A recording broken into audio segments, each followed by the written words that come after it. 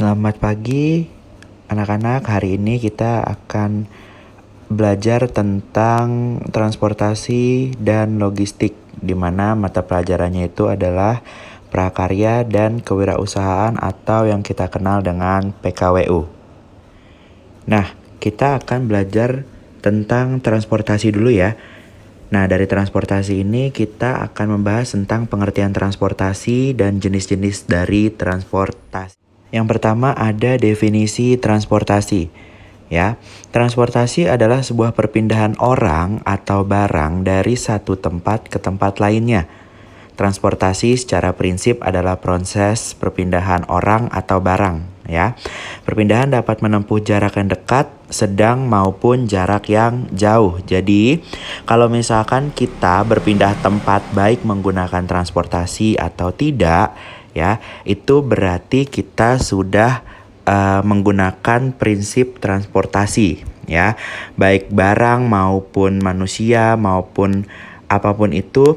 Ketika kita berpindah tempat dari satu tempat ke tempat lain, mau dekat, sedang, atau jauh, ya, mau kita pakai motor, mau kita pakai sepeda, mau kita pakai mobil, bahkan kita pakai pesawat sekalipun, itu adalah Oke, tadi kita sudah tahu ya transportasi itu seperti apa, dan prinsip dari transportasi itu adalah memindahkan orang atau barang dari satu tempat ke tempat lain, baik dari jarak yang dekat, sedang maupun jauh, ya. Lanjut, ada unsur-unsur dari perpindahan itu sendiri, ya. Yang pertama itu objek yang akan dipindahkan atau jenis barang atau orangnya. Yang kedua ada wadah atau tempat objek berada. Yang ketiga ada medan yang dilalui. Kemudian sistem penggerak, sumber tenaga, sistem pengendali, dan jarak perpindahan. Nah, semua unsur ini adalah unsur-unsur dari perpindahan, ya. Kalau objek yang dipindahkan berarti apa yang mau kita pindahkan, ya. Baik barang, orang, atau apapun itu yang mau kita pindahkan menggunakan transportasi, ya. Kalau wadah atau tempat objek berada itu bagaimana tempat untuk si orang atau si bendanya itu untuk pergi ke suatu tempat atau dipindahkan ke suatu tempat, ya. Medan yang dilalui berarti sudah jelas bagaimana aksesibilitasnya menuju ke tempat tersebut, ya. Sistem penggerak baik mau motor, mobil, sepeda, pesawat, kapal, itu adalah sistem penggerak. Sumber tenaga berarti orang yang mengantarkannya, ya. Lalu ada sistem pengendali. Sistem pengendali itu berarti bagaimana cara kita memesan, bagaimana orang itu mempersiapkan pesanan kita. Nah, itu adalah termasuk ke dalam sistem pengendali, ya. Yang terakhir ada jarak perpindahan. Jarak perpindahan seperti yang tadi, ya.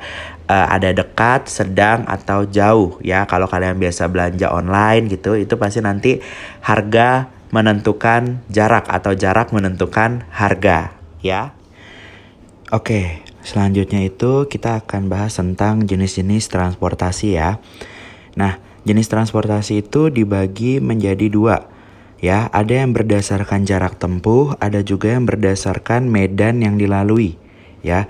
Kalau yang berdasarkan jarak tempuh, itu berarti ada transportasi jarak dekat, menengah, dan jarak jauh, ya. Kalau yang berdasarkan medan yang dilalui, itu ada transportasi darat, air, dan udara, ya. Nah, contoh untuk jarak tempuh, ya, jarak dekat atau menengah atau jarak jauh itu ada di sekitar kehidupan kita sehari-hari, baik itu bis maupun kereta dalam kota atau jarak jauh, pesawat, terus kapal, ya, motor, sepeda. Nah, itu adalah jenis transportasi yang berdasarkan jarak tempuh. Kalau yang berdasarkan medan dilalui berarti darat, air, udara. Itu berarti kalau darat kita tahu ya ada mobil, motor, bis, truk, kereta, ya. Kalau air itu berarti ada kapal. Kalau di udara berarti ada. Setelah tadi kita sudah mengenal transportasi jarak jauh, dekat, terus udara, air, laut. Sekarang kita masuk ke dalam produk transportasi yang ada di Indonesia, ya. Transportasi yang dibuat di Indonesia itu seperti yang dibuat PT Dirgantara Indonesia, mampu memproduksi pesawat yang lokasinya itu ada di Bandung, ya. Terus PT Inka mampu memproduksi kereta api berlokasi di Madiun, dan PT PAL mampu memproduksi kapal yang berlokasi di Surabaya. Oke, nah dari transportasi yang tadi ya, kan ada banyak jenisnya, ada banyak cara mereka mengantarkan barangnya. Nah, di sini itu kita berbicara sekarang tentang logistik ya. Apa sih logistik, Pak? Logistik adalah proses perencanaan, pelaksanaan, pengawasan dari transportasi dan penyimpanan barang yang efektif dan baik. Nah, dari logistik yang tadi ya, yang tadi sudah diberitahu, dia punya yang namanya siklus logistik ya. Dimana siklus logistik itu ada pengendalian, terus perencanaan, penganggaran, pengadaan, penyimpanan dan distribusi, pemeliharaan, serta penghapusan kekayaan ya. Nanti kita akan bahas satu persatu untuk lebih jelas. Yang pertama, kita akan bahas siklus logistik. Yang pertama itu ada perencanaan, di mana merencanakan kebutuhan dengan melakukan peramalan terhadap permintaan ya. Yang kedua itu ada penganggaran ya, di mana merumuskan perincian kebutuhan sesuai dengan standar mutu dan dana yang tersedia ya. Kemudian ada pengadaan, di mana kegiatan untuk memenuhi kebutuhan operasional.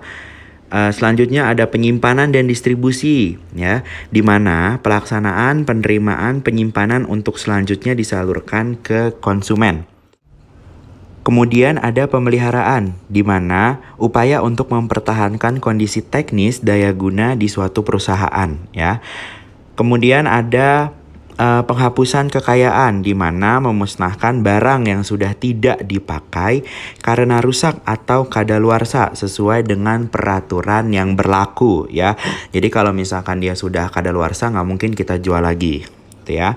Terus yang terakhir ada pengendalian, di mana mengendalikan seluruh proses siklus logistik tersebut guna memantau kinerja setiap proses logistik. Jadi di setiap logistik itu, di setiap proses yang ada yang tadi sudah diberitahu, itu akan dikendalikan dari masing-masing dari masing-masing departemen atau dari masing-masing mereka ditempatkan seperti itu ya. Baik, dari sistem logistik tadi, nah ada nih hal-hal yang mempengaruhi harga barangnya ya. Yang pertama itu stok atau ketersediaan barang.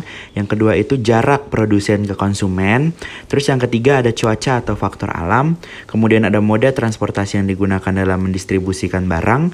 Dan yang terakhir itu ada nilai dari kebutuhan pokoknya. Jadi semua hal ini adalah hal-hal yang mempengaruhi kenapa sih harga barang yang kita beli itu bisa mahal, bisa melonjak tinggi, atau bisa murah, atau bisa sedang-sedang saja. Itu karena hal-hal seperti ini. Oke, nah ini yang terakhir ada yang namanya purchasing dan sistem FIFO ya.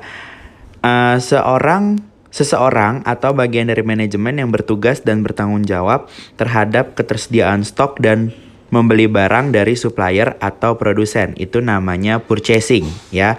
Kalau sistem FIFO adalah sistem di dalam kegiatan logistik, di mana barang yang pertama kali dijual atau keluar dari gudang adalah barang yang pertama kali masuk atau yang pertama kali akan dibeli. Jadi terlihat ya, kalau purchasing itu adalah manajemen yang bertugas dan bertanggung jawab terhadap stok. Tapi kalau FIFO itu adalah barang yang pertama kali akan dijual. Seperti itu ya. Oke, ya baik, itu tadi dari materi transportasi dan logistik. Semoga apa yang sudah disampaikan oleh Pak Andre bisa kita mengerti dan bisa kita semakin paham bagaimana logistik itu bergerak dan transportasi yang ada di sekitar kita itu seperti apa.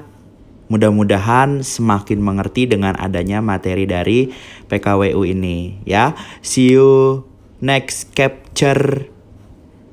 Tuhan memberkati.